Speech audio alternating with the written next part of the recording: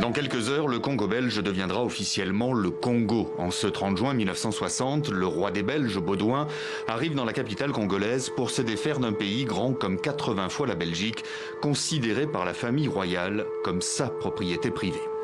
L'indépendance du Congo constitue l'aboutissement de l'œuvre conçue par le génie du roi Léopold II. Un discours paternaliste, contrecarré dans les minutes qui suivent par celui qui joue un rôle majeur dans l'émancipation des Congolais, le Premier ministre Patrice Lumumba, une prise de parole entrée dans la postérité.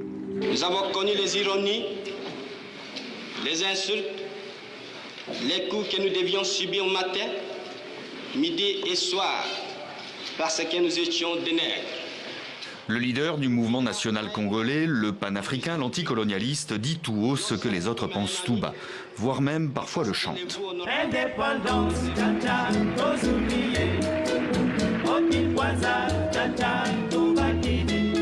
C'est par cette chanson que les Congolais ont appris l'indépendance de leur pays. Seulement la fête sera de courte durée.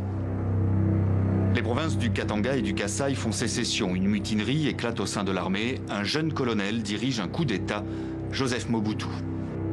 L'armée nationale congolaise a décidé de neutraliser le chef de l'État. S'ensuit l'arrestation puis l'assassinat le 17 janvier 1961 du Premier ministre récemment déchu, Patrice Lumumba, et de ses partisans. Eerst een stuk snijden, zagen. Want wij zijn chirurgen, we kennen dat allemaal niet, dus die lichamen moesten... Les restes des corps seront dissous dans l'acide. Sa disparition va inspirer plusieurs rébellions populaires dans une grande partie du pays. Le 25 novembre 1965, le jeune colonel Mobutu, devenu général, est placé à la tête de l'État par l'armée. Il entame un règne de 32 ans, sans partage, devient président de la République à la tête d'un parti unique, rebaptise son pays Zaïre, instaure un véritable culte de la personnalité. Dictateur jusqu'à sa chute en 97. Renversé par Laurent-Désiré Kabila, le rebelle des années 60, engagé dans une lutte contre Mobutu. À son tour d'être président. Je jure fidélité à la nation. Avant d'être assassiné par l'un de ses gardes du corps en 2001.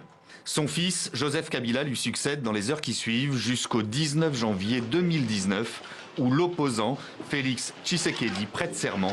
Le pays connaît alors la première transition pacifique de son histoire.